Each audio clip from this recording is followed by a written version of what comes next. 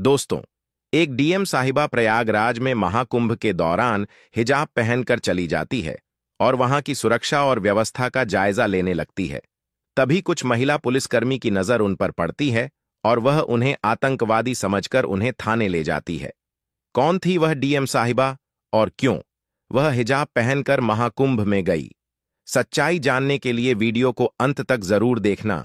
Video को शुरू करने से पहले आपसे एक रिक्वेस्ट है कि वीडियो को लाइक और हमारे चैनल मिस्टर अनमोल को सब्सक्राइब करना मत भूलना। दोस्तों, प्रयागराज में महाकुंभ के दौरान सुबह का समय था और डीएम साहिबा यानी कि जिला अधिकारी खुद मैदान में थी। उनका नाम सीमा अंसारी था। अपने काम के प्रति ईमानदारी और सख्ती के लिए वह जानी जाती थी।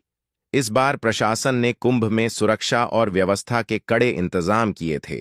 सीमा साहिबा को इस बात की जिम्मेदारी दी गई थी कि पूरा आयोजन शांति और सुव्यवस्थित ढंग से संपन्न हो। सीमा साहिबा को आमतौर पर सूट या साड़ी में देखा जाता था, लेकिन इस बार उन्होंने अपने धर्म और संस्कृति को ध्यान में रखते हुए हिजाब पहन रखा था। वैसे तो वह इसे निजी समारोहों में पहनती थी, लेकिन आज का दिन खास था। वह गंगा घाट पर निरीक्षण के लिए आई थी और हिजाब के साथ हल्के रंग का कुर्ता पहना हुआ था। घाट पर तैनात पुलिस वाले हर व्यक्ति की गतिविधियों पर नजर रख रहे थे। विशेष रूप से संदिग्ध व्यक्तियों की जांच हो रही थी। सीमा साहिबा भीड़ में चुपचाप निरीक्षण कर रही थी।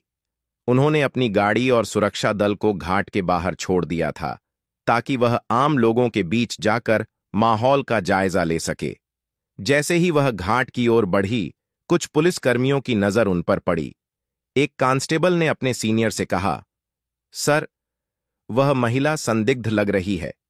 देखो, वह अकेली घूम रही है और उसके कपड़े भी थोड़े अलग लग रहे हैं। सीनियर इंस्पेक्टर ने दूर से देखा और हामी भरते हुए कहा, ठीक है, उसे रोककर पूछताछ करो।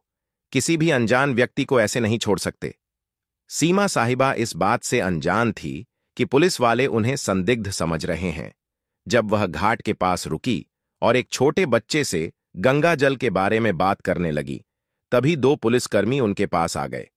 मैडम, आपको यहां क्या करना है? सीमा ने शांत स्वर में कहा, बस ऐसे ही दर्शन करने आई हूं और व्यवस्थाओं को देख रही हूं। पुलिसकर्मी उनकी बातों को नजरअंदाज करते हुए बोले, आपका आईडी कार्ड दिखाइए। सीमा ने मुस्कुराते हुए जवाब दिया, आईडी कार्ड तो मेरे पास है, लेकिन आप यह क्यों पूछ रहे हैं? यह सुनकर पुलिसकर्मी थोड़ा सख्त हो गए। आप आईडी नहीं दिखाएंगी तो हमें आपसे पूछताछ करनी पड़ेगी। आप अकेले क्यों घूम रही हैं? सीमा को समझ नहीं आया कि बात किस ओर जा रही है। तभी सीनियर इंस्पेक्टर भी आ गए और बोले, आपके पास कौन सा सामान है? कृपया अपना बैग खोलिए। सीमा साहिबा ने स्थिति को समझने की कोशिश की। उन्होंने सोचा कि अगर अभी वह अपनी पहचान बताएंगे तो यह लोग शर्मिंदा हो सकते हैं।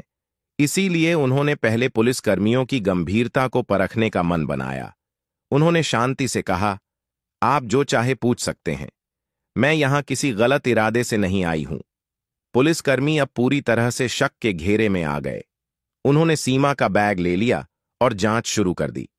इसी दौरान एक अन्य पुलिसकर्मी ने कहा, इन्हें थाने ले चलते हैं, वहां पूरी पूछताछ करेंगे। घाट पर खड़े लोग इस नजारे को देखने लगे।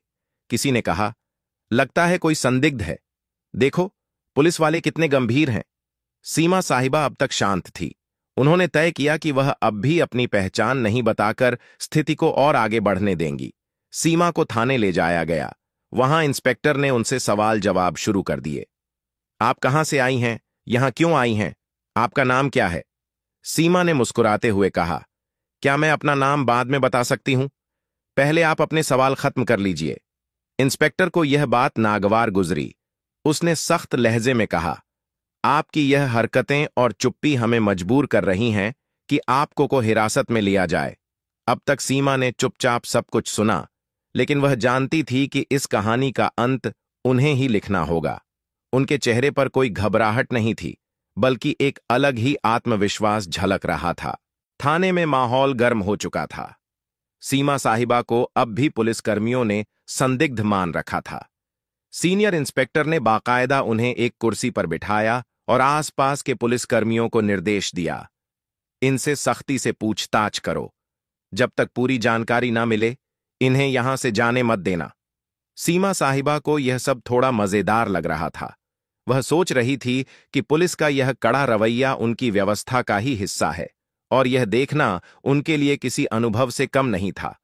हालांकि यह बात भी समझ में आ रही थी कि अब समय आ गया है कि वह अपनी असली पहचान जाहिर करें। इंस्पेक्टर ने एक और सवाल किया, आपके पास महाकुंभ में घूमने की अनुमति है या नहीं?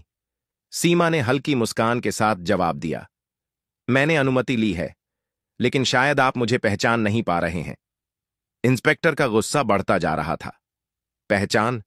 हमें आपकी पहचान से मतलब नहीं है। सीधे सीधे अपनी आईडी दिखाओ और यह बातों का गोलमोल जवाब देना बंद करो। सीमा अब भी अपनी जगह पर शांति से बैठी थी। तभी उन्होंने अपने बैग से पानी की बोतल निकाली और पूछा, क्या यहां पानी मिलेगा या खुद पीने के लिए लाना होगा? यह सुनकर एक कांस्टेबल झुंझला गया। मैडम, यह कोई पिकनिक स्पॉट नहीं है, आप जवाब दें, वरना यह नरमी हम और नहीं दिखाएंगे। सीमा साहिबा ने आखिरकार कहा, अच्छा चलिए, आपको अपनी पहचान बताती हूं, लेकिन इसके बाद आप अपनी टीम को बताना कि पहले किसी के साथ ऐसा व्यवहार ना करें। यह सुनते ही इंस्पेक्टर को थोड़ा झटका लगा। उसने सीधा सवाल किया, कौन हो तुम और किस अधिकार से हमें सिखाने की बात कर रही हो? सीमा ने अपने बैग से अपना आईडी कार्ड निकाला और मेज पर रख दिया। उस कार्ड पर साफ लिखा था, सीमा अंसारी, जिला अधिकारी हरिद्वार। इंस्पेक्टर का चेहरा सफेद पड़ गया। वहां मौजूद अन्य पुलिसकर्मी भी एकदम चुप हो गए। कांस्टेबल, जो अभी तक सबसे ज्यादा बोल रहा था, धीरे धीरे पीछे खिसक गया। इंस्पेक्टर ने कार्ड उठाकर देखा और उसे बार बार पलटा। आप डीएम साहिबा हैं, सीमा ने शांतिपूर्वक कहा। जी हां, और मुझे लगता है अब आप समझ गए होंगे कि मैंने अपनी पहचान पहले क्यों नहीं बताई।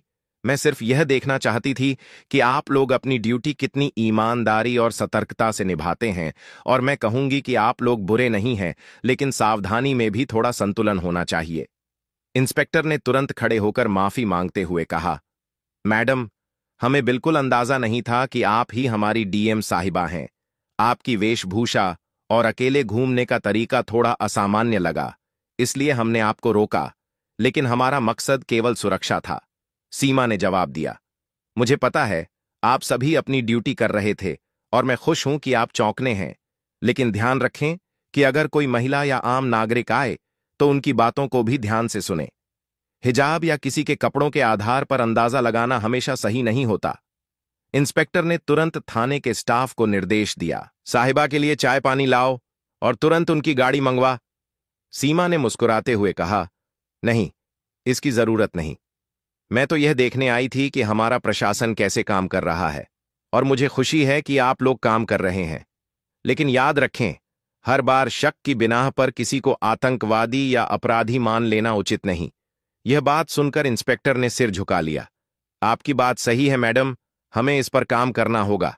सीमा ने हंसते हुए कहा, काम तो ठीक है, लेकिन अब मुझे मेरे काम पर वापस जाने दीजिए, और अगली बार किसी से बात करने से पहले उसकी बात को ध्यान से सुनने की आदत डालिए। थाने से बाहर आते समय कुछ पुलिसकर्मी और कर्मचारी उनके साथ घाट तक गए। वहां मौजूद लोग अब भी उन्हें देख रहे थे। कुछ लोग कानाफूसी कर रहे थे कि यह वही महिला है जिसे पुलिस ने पकड़ा था। सीमा ने गाड़ी में बैठने से पहले पलट कर देखा और पुलिसकर्मियों से कहा, आप लोग अच्छा काम कर रहे हैं, लेकिन एक जिम्मेदार नागरिक से बात करते समय अपनी मानवता को भी बनाए रखें, और अगर आप मुझसे सहमत हैं तो यह संदेश अपनी टीम तक पहुंचाएं। इंस्पेक्टर ने सिर झुकाकर हामी भरी। जरूर मैडम। यह हमारी तरफ से एक सीख रही। थाने की घटना के बाद सीमा साहिबा घाट पर वापस लौट आई। अब तक पुलिसकर्मियों और वहां मौजूद कर्मचारियों के चेहरे पर न केवल शर्मिंदगी बल्कि उनके लिए गहरी इज्जत भी साफ झलक रही थी। हालांकि सीमा ने इस घटना को ज्यादा तूल नहीं दिया और अपने काम पर ध्यान केंद्रित किया। घाट पर लोग अब भी उन्हें देख रहे थे। कुछ ने पहचान लिया था कि वे डीएम साहिबा हैं, तो कुछ अब भी यह सोच रहे थे कि यह महिला कौन थी जिसे पुलिस ने पकड़ा था। सीमा ने भीड़ की परवाह किए बिना घाट पर मौजूद व्यवस्थाओं का जायजा लेना शुरू कर दिया। दोपहर तक यह घटना पूरे पुलिस महकमे में फैल चुकी थी। जिले के ईएसपी तक बात पहुंची और उन्होंने तुरंत थाने के इंस्पेक्टर को फोन किया। इंस्पेक्टर साहब, यह क्या सुन रहा हूं? आप लोग डीएम मैडम को संदिग्ध समझकर पकड़ लाए। इंस्पेक्टर ने हिचकचाते हुए जवाब दिया। सर, गलती हो गई। उनकी वेशभूषा और व्यवहार की वजह से शक हुआ, लेकिन मैडम ने हमें समझाया और हमें अपनी गलती का एहसास कराया।